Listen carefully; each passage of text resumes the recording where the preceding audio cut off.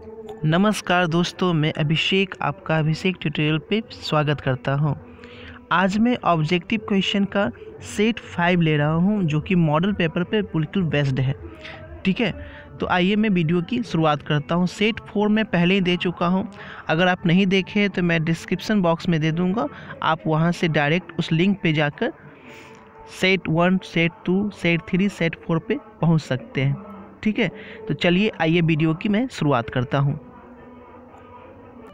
देखिए, तो आज का जो फर्स्ट क्वेश्चन है, देखिए फर्स्ट क्वेश्चन क्या बोल रहा है। If A and B matrix of order m n by m respectively, then the order of 2a + 5b will be which of the following. यानी कि आपसे बोल रहा है कि यदि a और b का ऑर्डर दिया हुआ है, ठीक है, तो 2a + 5b का ऑर्डर क्या होगा। ठीक है, अब देखिए आपको पता है कि जब हम मल्टीप्लाई करते हैं किसी भी मैट्रिक्स से किसी भी मैट्रिक्स में, तो दोनों का ऑर्डर सेम होना नेसेसरी नहीं है, ऐसा भी हो सकता है। ठीक है ना, तो वो मल्टीप्लाई करने के बाद इस ऑर्डर का आता है। ठीक है, लेकिन यानी 2/3 और 3/2 रहेगा तो 2/2 ऑर्डर का आएगा। लेकिन यदि हम अगर ऐड करें या सब्सट्रैक्ट करें, जोड़े या घटाए, ठीक है, तो दोनों मैट्रिक्स का सेम ऑर्डर का होना चाहिए, तभी हम जोड़ सकते हैं और घटा सकते हैं। लेकिन क्वेश्चन में क्या बोल दिया है कि ये जो है m/n ऑर्डर का है और b जो है n/m ऑर्डर का है, तो क्या हम दोनों को प्लस कर सकते हैं? प्लस तो कर ही नहीं सकते हैं, है ना। इसलिए इसका जो आंसर होगा वो नॉट डिफाइंड होगा। ठीक है ना। अब बढ़ते हैं अगले क्वेश्चन की ओर। नेक्स्ट है a रिलेटेड टू b है इस प्रकार से कि x बाई जो है, x is the member of natural number और y is the member of natural number, तो x + y is equal to 4। तो बोला जा रहा है कि इसमें रिलेशन क्या है, किस प्रकार का रिलेशन है। तो ये जो रिलेशन है वो क्या है, x जो है y से रिलेटेड है और y जो किससे रिलेटेड है, वो x से रिलेटेड है। तो ये क्या क्या होगा, आपका सिमेट्रिक होगा। ठीक है ना। बढ़ते हैं अगले क्वेश्चन की ओर। नेक्स्ट क्वेश्चन है कि आपका नॉन सिंगुलर मैट्रिक्स जो दिया हुआ है वो 2/2 ऑर्डर का है, तो इसका एडजॉइंट का मोड ऑफ एडजॉइंट क्या होगा। ठीक है, मोड ऑफ एडजॉइंट क्या होगा। देखिए मैं इसको डिटेल में बताता हूँ, ऐसे अगर बता दूंगा आंसर तो आप लोग को हो सकता है कन्फ्यूजन हो। मैं इसे डीप में एग्जाम्पल के साथ बता देता हूँ। देखिए मैंने एग्जाम्पल के लिए यहाँ 2/2 ऑर्डर का एक मैट्रिक्स लिया है। ठीक है, तो इसका एडजॉइंट कैसे निकालेंगे, पहले तो इसका हम कोफैक्टर निकाल लेंगे। तो 2/2 ऑर्डर का कोफैक्टर कैसे निकलता है, इसके सामने 4 के सामने जो है तो 4 का कोफैक्टर -5 होगा। 3 का कोफैक्टर के सामने जो है उसके साथ साइन चेंज हो जाता है, तो ये 2 है तो क्या होगा -2, यानी 3 का कोफैक्टर क्या हो गया -2। फिर यहाँ 2 का निकालेंगे। ठीक है, तो 2 के सामने भी जो है 3, उसका भी साइन चेंज हो जाएगा तो -3। अब -5 का निकालेंगे तो इसका तो साइन चेंज नहीं होगा, यानी -5 का क्या हो जाएगा 4 हो जाएगा। ये शॉर्ट वे होता है 2/2 ऑर्डर का कोफैक्टर निकालने के लिए। ठीक है, ये हम 2/2 का कोफैक्टर निकाल लिए, तो हमें अब क्या करना है, सेट ऑफ कोफैक्टर लिखना है। ठीक है, इसको सहगुणनखंड बोलते हैं। ठीक है, अब सहगुणनखंड का समुच्चय लिखेंगे हम, सेट ऑफ कोफैक्टर। तो सेट ऑफ कोफैक्टर लिखेंगे तो जैसे है वैसे मैंने रख दिया। ठीक है ना। आपका एडजॉइंट क्या होता है, तो एडजॉइंट जो होता है इसका ट्रांसपोज कर देते हैं, वही एडजॉइंट होता है। यानी कोफैक्टर निकालकर उसके सेट ऑफ कोफैक्टर को अगर ट्रांसपोज कर दिया जाए तो वो एडजॉइंट में चेंज हो जाता है। तो ट्रांसपोज कैसे करते हैं, हम रो को कॉलम में बदल देते हैं। ठीक है, तो यहाँ पे ये रो था, इसे मैंने कॉलम में चेंज कर दिया। ये भी रो है, इसे मैंने कॉलम में चेंज कर दिया, तो कुछ ये आ गया, यही आपका एडजॉइंट हो गया। ठीक है, लेकिन मैं अगर इसका मोड निकालूं, इसका मोड निकालूंगा तो क्या होगा -20 और माइनस प्लस, यानी माइनस कितना 6, यही होगा ना, यानी -26 हो जाएगा। मोड ऑफ एडजॉइंट ए, तो देख रहे हैं कि मेरे एडजॉइंट ए और मोड ऑफ सी डैश यानी कि ट्रांसपोज ऑफ सी कितना आया -26। लेकिन अगर आप ए का मोड निकालो तो ये भी तो -26 है, -20 -6 -26, यानी यहाँ से क्या पता चल रहा है, यदि 2x2 ऑर्डर का मैट्रिक्स हो, उसका मोड ऑफ एडजॉइंट निकालना रहे तो हमें इतना निकालने की ज़रूरत नहीं, हम ए का ही मोड निकाल देंगे तो आपका आंसर आ जाएगा। तो यही ऑब्जेक्टिव में बोला जा रहा है कि एडजॉइंट ऑफ ए क्या होगा, तो वहाँ से राइट आंसर होगा मोड ऑफ ए होगा। देखिए क्वेश्चन, हेलो, हाँ देखिए, अब यहाँ से एडजॉइंट ऑफ ए क्या हो जाएगा, मोड ऑफ ए हो जाएगा। अभी मैंने डिटेल में बताया, इसलिए इसका आंसर क्या होगा, मोड ए हो जाएगा। ठीक है, और मुझे थोड़ी सर्दी हो गई है, इसलिए बोलने में थोड़ी प्रॉब्लम हो रही है, तो माइंड नहीं करना, थोड़ा फीवर सा लग रहा है। नेक्स्ट देखिए क्या है, नेक्स्ट बोल रहा है let A is equal to A B, B का वैल्यू दिया हुआ है, 2 सेट दे दिया गया है। अब बोल रहा है कि total number of bijective function, तो बाइजेक्टिव फंक्शन किसे बोलते हैं, आच्छादक प्रतिचित्रण, यानी इसको 1 ऑन टू फंक्शन भी बोलते हैं ना। तो देखिए मैं इसे बताता हूँ कि आखिर इसका होगा क्या। तो सबसे पहले बात की जाए कि बाइजेक्टिव फंक्शन कहते किसे हैं, या 1 ऑन टू फंक्शन बोले, या एक ऑन टू आच्छादक प्रतिचित्रण बोले, ठीक है ना, दोनों में बता रहा हूँ। तो देखिए इसको हम करेंगे कैसे। देखिए यहाँ पर मैंने लिखा है कि बाइजेक्टिव फंक्शन जो होता है, ठीक है, या उसे हम 1 ऑन टू फंक्शन बोले, उसे आच्छादक ही बोला जाता है। तो ये जो है कुछ इस तरह का डायग्राम बनाता है। कहने का मतलब ए के प्रत्येक एलिमेंट का इमेज बी के प्रत्येक एलिमेंट के साथ 1 बनेगा, यानी इसमें कोई भी रिमेनिंग एलिमेंट नहीं होगा, ना ही इसमें कोई भी रिमेनिंग शेष अवयव बचेगा। ठीक है, यानी प्रत्येक का इमेज सिंगल सिंगल बनेगा, कोई भी किसी में रिमेनिंग बचने के चांसेस नहीं हैं। लेकिन यहाँ पे क्वेश्चन क्या बोला जा रहा है, देखिए क्वेश्चन पे फिर से मैं आता हूँ। यहाँ देखिए ये ए बी है और यहाँ 3 है, यानी 2 है और यहाँ क्या है 3 है। तो ए से बी पर बाइजेक्टिव फंक्शन होगा कहाँ से, नहीं होगा ना, यानी कुल संख्या कितनी होगी, 0 होगी। ठीक है, बढ़ते हैं नेक्स्ट क्वेश्चन की ओर। देखिए 5 नंबर क्वेश्चन क्या बोल रहा है, आपका ये दिया गया है, तो इसका इंटीग्रल क्या होगा।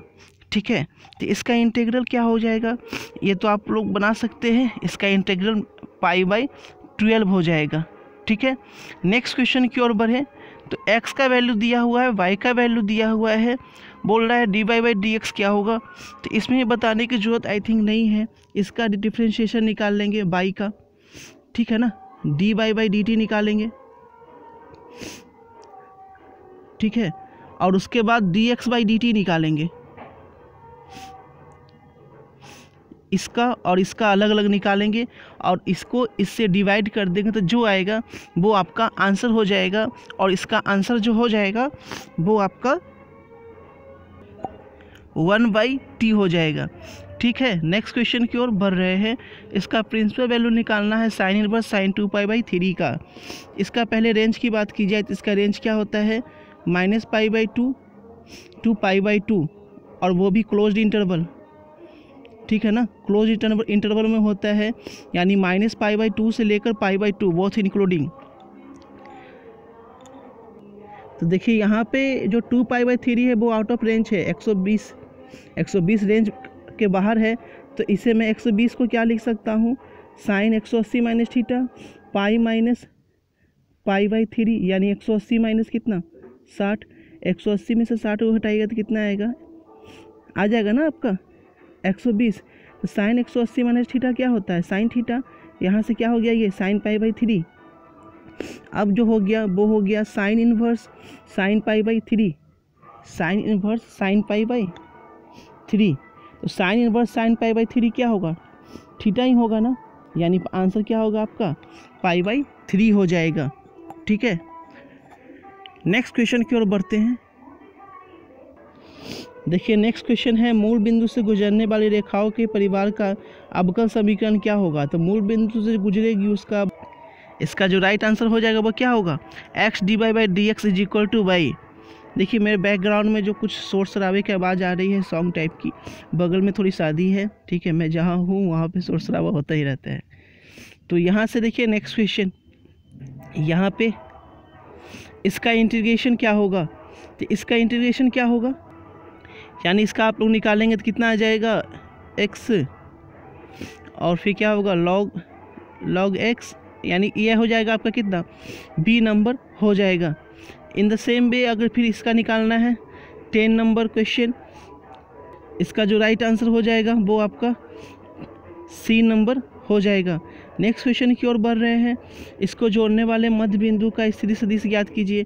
इसको जोड़िए और 2 से डिवाइड कीजिए तो क्या होगा 3i + i क्या होगा 4i, 4i को 2 से डिवाइड करेंगे तो क्या होगा 2i, ठीक है, तो 2i लिख लिया। फिर क्या है j + 3j क्या होगा 4j, 4j को 2 से डिवाइड कीजिएगा तो क्या होगा 2j। और नेक्स्ट क्या है k - k तो 0 होगा, 0 को 2 से डिवाइड कीजिएगा 0 ही हो जाएगा, यानी इसका आंसर हो जाएगा 2i + 2j, यानी राइट आंसर जो होगा वो आपका a नंबर हो जाएगा। नेक्स्ट देखिए a और b जो है वो यूनिट वेक्टर है और a + b जो है वो भी यूनिट वेक्टर है, तो एंगल निकालना है आपका a एंड b के बीच का। देखिए इस क्वेश्चन को हम सॉल्व करके यहाँ पे दिखा रहे हैं। देखिए तो डॉट प्रोडक्ट होता क्या है, यहाँ सबको पता है कि a डॉट b जो होता है mode a mode b cos theta होता है। यहाँ से बोल गया है कि a और b जो है वो क्या है यूनिट वेक्टर है, यानी मोड ऑफ a जो है वो 1 है, मोड ऑफ b जो है वो 1 है, दोनों का सम भी बोल रहा है यूनिट वेक्टर है, तो a + b भी यही होगा। आपको फॉर्मूला पता है कि a + b का होल स्क्वायर क्या होता है a² + b² + 2ab। यहाँ से इसका मान 1 दिया था मोड ऑफ a + b का, तो इसका स्क्वायर क्या होगा 1 ही होगा, इसका 1 और इसका 1 तो क्या हो गया 2 + 2ab। ये आपका माइनस हो जाएगा, इधर जाएगा तो -1 2ab = तो ab = क्या आ गया -1/2 आ गया। यानी मैंने यहाँ से जब पुट किया वैल्यू, इसमें जब पुट कीजिएगा तो ये -1/2 और ये 1 क्या होगा 1, यानी -1/2 क्या होगा cos थीटा हो जाएगा, ठीक है, यानी -1/2 जो होगा वो cos थीटा हो जाएगा। तो यहाँ से थीटा क्या हो जाएगा cos इनवर्स -1/2, और जब भी cos इनवर्स -1/2 होता है तो हम लोग क्या करते हैं पाई में से उसका थीटा को क्या करते हैं घटा देते हैं, तो पाई - पाई/3 यहाँ से हो जाएगा, यानी इसका आंसर जो होगा वो क्या हो जाएगा 2π/3 हो जाएगा, ठीक है। तो देखिए तो यहाँ इस क्वेश्चन का आंसर क्या हो जाएगा 2π/3 हो जाएगा। बढ़ते हैं नेक्स्ट क्वेश्चन की ओर। देखिए ऐसा क्वेश्चन आ गया, ये 0 है, ठीक है, तो मैंने कल बताया था कि अगर a 0 रहे तो क्या करते हैं, कल बताया था ना कि a 0 रहे अगर f(x) का निकालना रहे तो क्या करते हैं। देखो उसके कल बताए थे अगर ऐसा रहे तो पहली बात कि एक बार हम f(x) को एक इक्वेशन ले लेते हैं, ठीक है, और दूसरी बात जो करते हैं वो fa - x को सेकेंड इक्वेशन ले लेते हैं, ठीक है, और दोनों को क्या करते हैं प्लस करते हैं। जब प्लस कीजिएगा तो 2i हो जाएगा, और cot 90 a - x की जगह क्या होगा cot 90 - थीटा यानी tan थीटा। तो इस ये तो ऑलरेडी इक्वेशन फर्स्ट है, और इसमें ऐड होगा तो क्या होगा cot x प्लस क्या हो जाएगा ये tan x हो जाएगा, और नीचे भी तो cot x और tan x है, डिवाइड हो जाएगा तो क्या हो जाएगा आपका 1 हो जाएगा, यानी 2i का जो इंटीग्रेशन आ जाएगा यहाँ से वो क्या आ जाएगा x आ जाएगा, और इस पे जो बैठा हुआ है वो क्या है π/2 और क्या है 0 है, यानी कि 2i का जो वैल्यू आ जाएगा 2i का वैल्यू क्या आ जाएगा π/2 आ जाएगा। तो यहाँ से i का जो वैल्यू आ जाएगा i बराबर क्या होगा π/4, यानी इसका राइट आंसर जो हो जाएगा वो हो जाएगा आपका π/4। जब भी देखिए अगर ऐसा रहे जिसमें 90 का डिफरेंस हो, साइन अगर रहता नीचे साइन कॉस रहता तो भी उसका π/4 होता, ठीक है ना। तो कॉट है और टैन कॉट है और π/2 है तो भी इसका π/4 होगा। बढ़ते हैं नेक्स्ट क्वेश्चन की ओर। sin x + cos x का अधिकतम मान क्या होता है, ये तो आप लोग को याद होना चाहिए कि sin x + cos x का अधिकतम मान क्या होता है। तो इसका जो राइट आंसर हो जाएगा वो क्या हो जाएगा, इसका राइट आंसर आपका हो जाएगा √2 हो जाएगा। नेक्स्ट है x² - x का मैक्सिमाइज इंक्रीजिंग क्या है, यानी वर्धमान क्या है। इसके लिए मैंने एक चैप्टर बना रखा है, आप उसमें जाइएगा तो वो भी आप समझ जाइएगा। फिलहाल इसको आप सॉल्व करके बनाइएगा तो इसका राइट आंसर जो हो जाएगा वो क्या हो जाएगा आपका, बताइए क्या होगा। यानी इसका जो राइट आंसर होगा, पहले देखिए मैं यहाँ पे थोड़ा सॉल्व करके बता देता हूँ। x² का इसका पहले हम लोग क्या करते हैं डिफ्रेंशिएट करते हैं ना, डिफ्रेंशिएट कीजिएगा तो क्या हो जाएगा एक्स स्क्वायर का डिफ्रेंशिएशन क्या होगा 2x होगा, और x का क्या होगा -1। इसको हम 0 के बराबर करेंगे तो x बराबर क्या आएगा 1/2 आएगा, x का मान क्या आएगा 1/2 आएगा। तो यहाँ से नंबर लाइन पे ये -∞ 1/2 बैठेगा और एक बैठेगा 1/2 इन्फिनिटिव।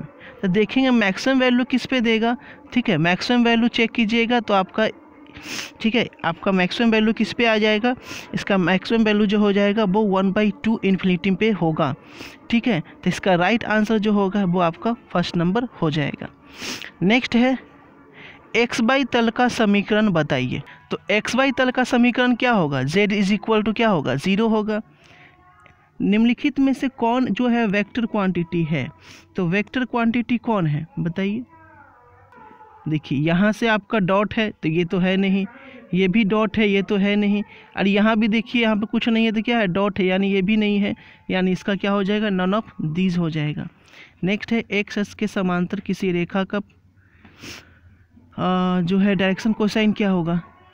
तो इसका जो राइट आंसर हो जाएगा, बताए थे कि जिस एक्सिस पे पूछे उस एक्सिस पे 1 होता है और बाकी सारे पे क्या हो जाता है 0 हो जाता है। तो एक्स एक्सिस पे पूछ रहा है तो ये 1 और बाकी सारा क्या होगा 0 हो जाएगा। यहाँ पे पूछ रहा है पैरेलल इसलिए, ठीक है। नेक्स्ट है चर, यानी आपका ये जो है रैंडम वेरिएबल दिया गया है प्रोबेबिलिटी का, तो पूछ रहा है कि आपका k का वैल्यू क्या होगा। आपको पता है कि इन सारों का सम क्या कर किसके बराबर करते हैं 1 के बराबर करते हैं, यानी इन सारों को जोड़कर 1 के बराबर कीजिएगा तो k का वैल्यू आपको निकल जाएगा, ठीक है। तो k का वैल्यू इसमें जो आएगा वो 0.1 हो जाएगा। आई थिंक ये करने की ज़रूरत नहीं है। 3 के कितना होगा 6k, और 6k यानी 0.2, 0.1 और 0.1 0.4 हो जाएगा, ठीक है ना। इसको सॉल्व कीजिएगा तो आपका ये आंसर आ जाएगा, ठीक है। बढ़ते हैं नेक्स्ट क्वेश्चन की ओर। यहाँ से आपका प्रोबेबिलिटी ऑफ ए दिया गया है, प्रोबेबिलिटी ऑफ बी बाई ए दिया गया है, तो इंटरसेक्शन पूछ रहा है। ऐसा क्वेश्चन भी मैंने बहुत बार बताया है आपको। बी बाई ए क्या होता है, बी बाई ए जो होता है वो इंटरसेक्शन, दोनों का इंटरसेक्शन अपॉन क्या होगा ए होगा, दोनों का इंटरसेक्शन अपॉन क्या होगा ए होगा।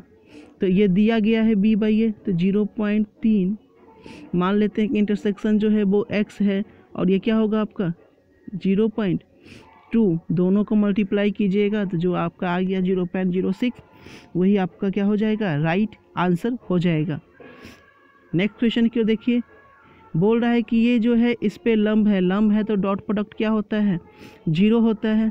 तो यहाँ से लैम्डा का मान तो आप आसानी से निकाल लीजिएगा, दोनों को डॉट प्रोडक्ट निकालिएगा 0 के बराबर कीजिएगा और लैम्डा का मान आ जाएगा, ठीक है ना। डॉट प्रोडक्ट निकालने तो आता ही होगा ना, डॉट प्रोडक्ट निकालिएगा और 0 के बराबर कीजिएगा तो इसका जो राइट आंसर आ जाएगा वो हो जाएगा आपका 21 का 2 हो जाएगा। नेक्स्ट है 22 में a 1/2 समुच्चय ए पर कितने जो है आपके बाइनरी ऑपरेशन होंगे। तो कितने बाइनरी ऑपरेशन होंगे बताइए, कितने बाइनरी ऑपरेशन होंगे 2 to the power 4 यानी कितने 16, इसका क्या होगा राइट आंसर हो जाएगा। नेक्स्ट है समान झुकाव वाले, समान झुकाव का कितना डिग्री का कोण बनता है 60 का, तो कॉस, ठीक है। तो यहाँ से 10 एक मिनट क्या बोला गया है, which of the following is direction cosine of line which is equally inclined to the axes. अक्षों के समान झुकाव वाले किसी रेखा की डायरेक्शन कोसाइन क्या होगी। हाँ, तो आपको पता है कि LMN जो होता है वो क्या होता है बताइए, LMN जो क्या होता है cos थीटा होता है ना। तो समान झुकाव के लिए क्या होगा आपका, समान झुकाव के लिए यहाँ से जो आंसर हो जाएगा आपका, यानी सारे में क्या होना चाहिए, सारे में से बिल्कुल सेम एंगल होना चाहिए। इसमें डिफर है, इसमें भी डिफर है, ये प्लस है बाकी सारा माइनस है, यानी इसका राइट आंसर आपका फर्स्ट हो जाएगा। नेक्स्ट है कौन एक स्केलर मैट्रिक्स है। तो स्केलर मैट्रिक्स इसमें कौन सा है आपका, ये आपका 0 है, ठीक है, ये भी 0 है और ये भी 0 है। तो स्केलर मैट्रिक्स क्या हो जाएगा आपका फर्स्ट नंबर हो जाएगा। LMN किस अक्ष के दिक्कोजिया को रिप्रेजेंट करते हैं, ठीक है। इसका राइट आंसर क्या हो जाएगा आपका, L बराबर M बराबर N इज इक्वल टू 1। तो ये पार्टिकुलरली किसी को तो नहीं होगा ना, यानी इसका राइट आंसर क्या होगा, नॉन ऑफ दीज हो जाएगा। अब देखिए फिर उसी टाइप का क्वेश्चन आ गया A0, ठीक है। अभी मैंने बताया है कि A0 इंटीग्रेशन का अलग से जो वीडियो दिया हो उसमें मैं A0 को बिल्कुल डीप में बताया हूँ। इसका जो राइट आंसर हो जाएगा आप लोग निकालेंगे खुद, इसका राइट आंसर जो हो जाएगा वो होगा आपका, यानी कि इसमें जो है, इसे मैं सॉल्व करके भी आप लोग को दे दूंगा अगर आप लोग बोलेंगे। तो इसका राइट आंसर आपका नॉन ऑफ दीज है। वैसे आप लोग खुद से सॉल्व कर कर कमेंट में डालना कि इसका राइट आंसर क्या है।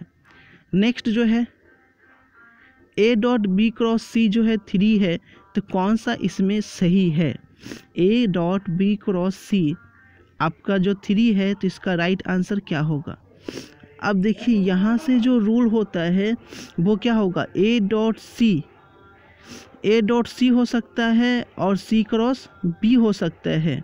तो देखेंगे A.C किस में है, हाँ यहाँ देखिए क्या है A.C × B, और यहाँ से साइन क्या होगा, चेंज हो जाएगा, यानी क्या हो जाएगा आपका राइट आंसर जो हो जाएगा वो आपका B हो जाएगा, ठीक है। यहाँ से देखिए फिर A0 आ गया, ठीक है। A0 का मैं बता चुका हूँ, तो 28 नंबर इसका राइट आंसर भी हो जाएगा π/2, ठीक है, A नंबर, ठीक है। नेक्स्ट देखिए क्या बोला जा रहा है, कौन सा आपका सिमेट्री है, रिफ्लेक्सिव है लेकिन ट्रांजिटिव नहीं है, सममित है, सौतुल्य है। तो यहाँ से देखिए सेम से सेम का क्या होता है रिफ्लेक्सिव, और एक दूसरे का क्या होता है सिमेट्रिक। अब यहाँ से देखिए सेम से सेम 1 1 है, 2 2 है, 3 3 है, 1 का 2 है तो 2 का 1 है, यानी ये तीनों क्या है आपका, इस तीनों की बात की जाए तो ये आपको दिखा रहा है कि ये रिफ्लेक्सिव है। यहाँ देखिए 1 2 2 1 है, सिमेट्री है, 2 3 है, 3 2 है, सिमेट्री है, लेकिन कहीं पे भी आपका ट्रांजिटिव को नहीं दिखा रहा है, 1 2 2 3 1 3 ऐसा नहीं दिया है, तो ये आपका राइट आंसर हो जाएगा। नेक्स्ट है ये 3 है और ये 2 है, तो इसमें कितने अवयव होंगे, 2⁵ होंगे, 2⁵ कितने हो जाएंगे 6, एक मिनट, ठीक है, सॉरी एक कॉल आ गया था। देखिए यहाँ पे 2⁵ होगा इसका, 3 × 2 2⁵ यानी कितना हो जाएगा आपका 64 हो जाएगा। नेक्स्ट देखिए यहाँ से दिया गया है कि = 10 है, तो इसका वैल्यू क्या आएगा, ठीक है। अब बताइए क्या आएगा, आपको फार्मूला में कल बताया था कि जो इसका वैल्यू होता है वही इसके वैल्यू का क्या होता है, इक्वल होता है। इसका भी राइट आंसर क्या होगा, 10 होगा। नेक्स्ट है 2 पासे को उछाला जाता है दोनों पे, यानी टॉस किया जाता है 2 बार, ठीक है, डाइस को, दोनों पे सम 7 होना चाहिए, तो उसकी प्रोबेबिलिटी क्या है, तो 7 कब होगा, आप ये बताइए 7 कब होगा, यानी 1 6 ऐसा होगा। 7 लाने के लिए क्या होगा, 1 6 होगा, ठीक है। 6 1 हो सकता है, ये भी हो सकता है कि पहले पे 2 दूसरे पे 5 है, पहले पे 5 दूसरे पे 2 है, पहले पे 3 दूसरे पे 4 है, पहले पे 4 दूसरे पे 3 आए, इतना ही होगा ना, यानी ये टोटल कितने होंगे 6 हो गए, और टोटल 6 और 2 पासे को उछालने की कुल घटना 36, यानी इसका राइट आंसर जो होगा वो क्या होगा 1/6 होगा। नेक्स्ट है A और B एक ही कोटि के सममित अवयव हैं, तो इनमें से कौन सा आपका ट्रू है, A and B are 2 symmetric matrix of same order, दोनों का ऑर्डर क्या है, सेम है, तो ये कौन सा ट्रू, तो ये क्या होगा A + B जो होगा वो क्या होगा, सिमेट्री होगा। नेक्स्ट है R को जो वैल्यू दिया गया है, तो बोल रहा है ये कौन से प्लेन को रिप्रेजेंट करता है, क्योंक't इसमें Z जो है वो मिसिंग है, ठीक है। तो इसका क्या हो जाएगा, तो इसका जो राइट आंसर हो जाएगा वो हो जाएगा आपका Z = 0।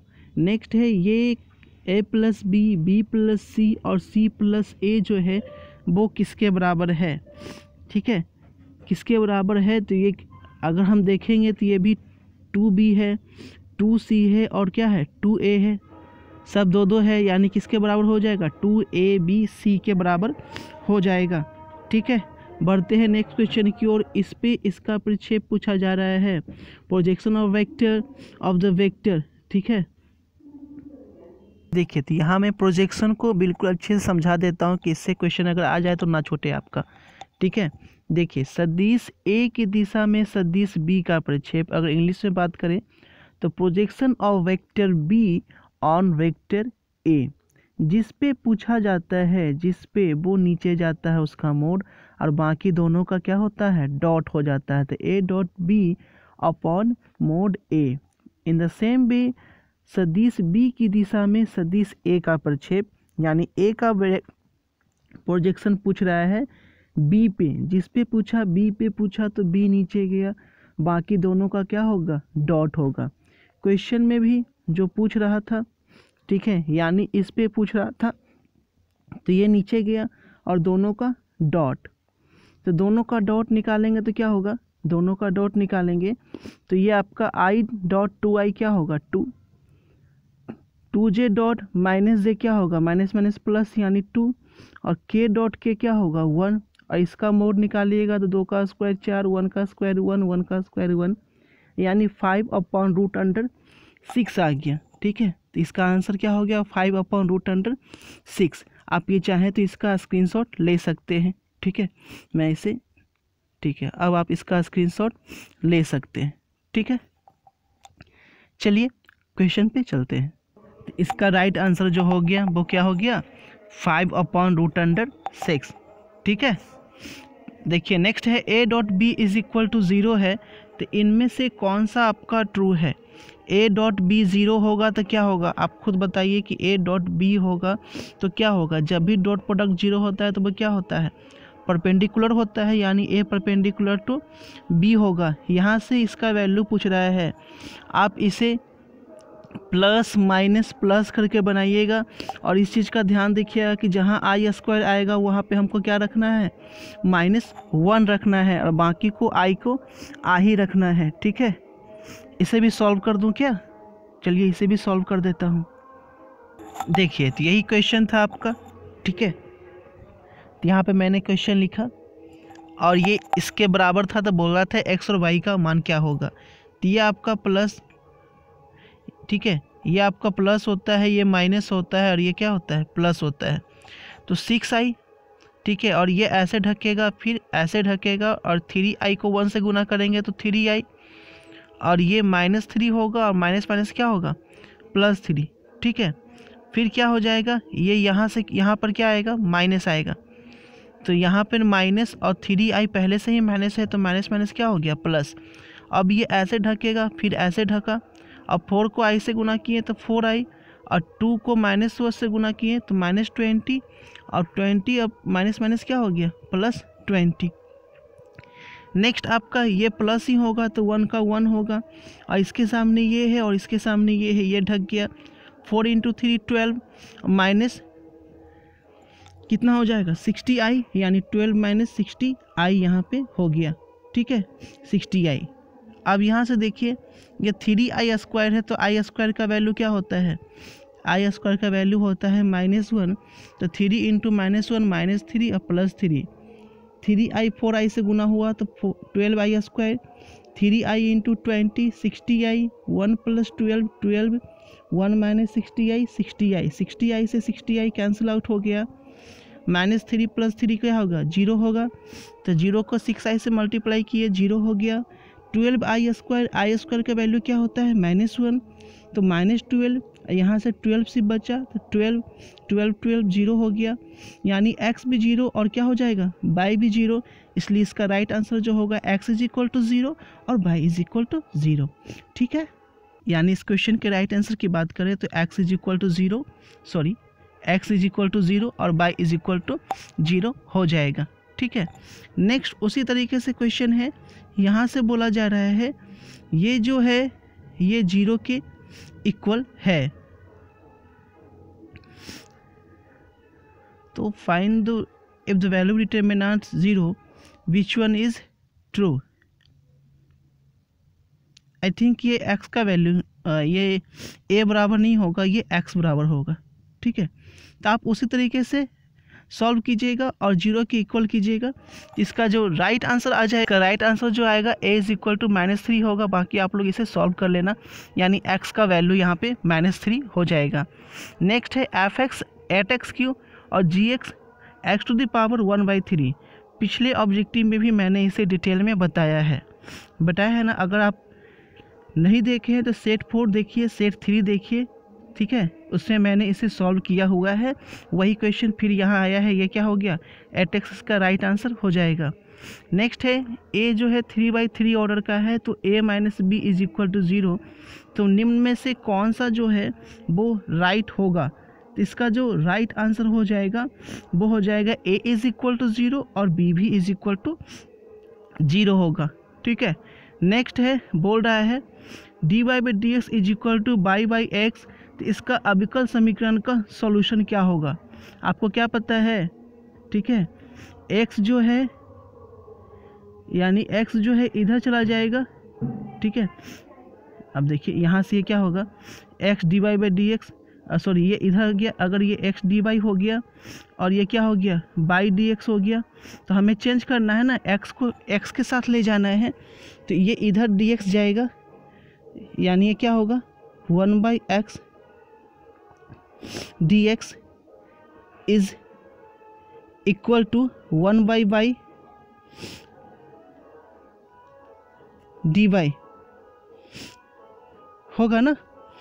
तब इसका जो आप सॉल्व कीजिएगा तो 1/x का log x होगा, 1/y का log y होगा, यानी इसे सॉल्व करने पर जो राइट आंसर आ जाएगा वो हो जाएगा आपका y is equal to kx हो जाएगा। ठीक है, बढ़ते हैं नेक्स्ट क्वेश्चन की ओर। यहाँ से ही बोल रहा है आपका इतना दिया हुआ है, इसका समाकलन गुणांक क्या होगा, इसका राइट आंसर आपका log x हो जाएगा। नेक्स्ट है आपका, देखिए मोड x है। जब मोड x वाला क्वेश्चन इंटीग्रेशन होता है तो एक बार हम -x लेकर चलते हैं और एक बार +x लेकर चलते हैं। इसका जो राइट आंसर हो जाएगा वो 7/3 हो जाएगा। ठीक है, इस क्वेश्चन को मैं अलग से सॉल्व करके बताऊंगा, ये बहुत इजी क्वेश्चन होता है।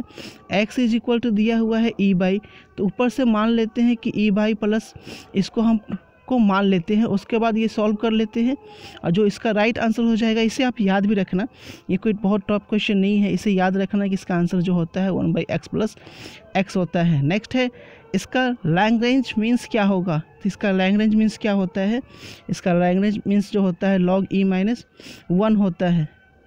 x + y is equal to k, तो y² + 12x पे नॉर्मल का k का वैल्यू क्या होगा, तो नॉर्मल रूप का वहाँ पे नॉर्मल से क्या निकाल लेंगे आप, अभिलंब होने का शर्त क्या होता है, उस अभिलंब होने के शर्त को डालेंगे, वहाँ पे k का वैल्यू फाइंड आउट कर लेंगे, यानी इसका राइट आंसर जो हो जाएगा, ठीक है, राइट आंसर जो होगा वो आपका इसका 9 हो जाएगा। log x/x का, अब इसको क्या करेंगे, मैक्सिमाइज निकालना है, इसका डिफ्रेंशिएट करेंगे, डिफ्रेंशिएट करके 0 के इक्वल करेंगे। ठीक है, तो आपका ये आ जाएगा, डिफ्रेंशिएट करके 0 के इक्वल कीजिएगा तो ये 1/log x यानी 1/e आ जाएगा इसका राइट आंसर। ठीक है, नेक्स्ट देखिए, ये आपका फार्मूला है, ठीक है ना, फार्मूला है, अगर इसका डिफ्रेंशिएशन, ठीक है, ex/fx होता है, ठीक है, अगर ऐसा दिया जाए जिसका जो डिफ्रेंशिएशन इंटीग्रेशन होता है ex/fx, ठीक है, अगर ex/fx यहाँ पे कोई फंक्शन हो और उसका यहाँ पे जो उसका डिफ्रेंशिएशन फंक्शन हो, यानी यहाँ sin x है तो यहाँ cos x हो और ex लगा हुआ हो, ठीक है, ऐसा अगर इक्वेशन हो तो उसका आंसर जो होता है ex/fx हो जाता है। तो यहाँ से ये ex/fx हो गया, तो बोल रहा है fx क्या है, तो fx क्या होगा, sin x होगा। और लास्ट क्वेश्चन जो है वो है आपका यहाँ से i×j क्या होगा, तो i×j क्या होगा, i×j क्या होगा बताइए, i से j, तो j के बाद क्या आएगा, j के बाद आपका k आएगा। ठीक है, यानी इसका राइट आंसर जो होगा वो आपका k हो जाएगा। तो ये थे आपके 50 इंपॉर्टेंट क्वेश्चंस, ठीक है। इसमें बहुत अच्छे अच्छे क्वेश्चन थे, ठीक है। तो आप इसे खुद से भी सॉल्व करना। जो इंटीग्रेशन का क्वेश्चन मैंने कुछ आपको लिए छोड़ा है, वो आप ज़रूर इसे सॉल्व करना, इससे आपका प्रैक्टिस और अच्छा हो जाएगा। अब ऐसा नहीं कि सिर्फ वीडियो देख लिए, जो मैंने सॉल्व किया वो तो देख लिए, खुद सॉल्व करने ना बैठे, तो आप खुद से भी सॉल्व करें, ठीक है। और एक चीज़ आप लोग को इन्फॉर्मेशन देना चाह रहा हूँ, आपके आसपास जो भी 10th के स्टूडेंट हैं, ठीक है, उन्हें ज़रूर से बताएं कि 10th बोर्ड का जो क्रैश कोर्स है वो 6 फेब से स्टार्ट होने जा रहा है। और उन लोगों के लिए मैं जो ग्रुप बना रहा हूँ, उन ग्रुप बनाने के लिए उन्हें ज़रूर से बोले कि इस नंबर पे 105, एक मिनट, एक नंबर दे रहा हूँ, उस पर आप बोलेंगे। तो यहाँ से जो नंबर है, तो नंबर है 9504510500। इस नंबर पर ज़रूर से अपना नंबर व्हाट्सएप करें, उन्हें मैं ग्रुप में ऐड करूँगा, ठीक है। तो मिलते हैं आपसे अगले वीडियो में, तब तक के लिए शुक्रिया, बाय।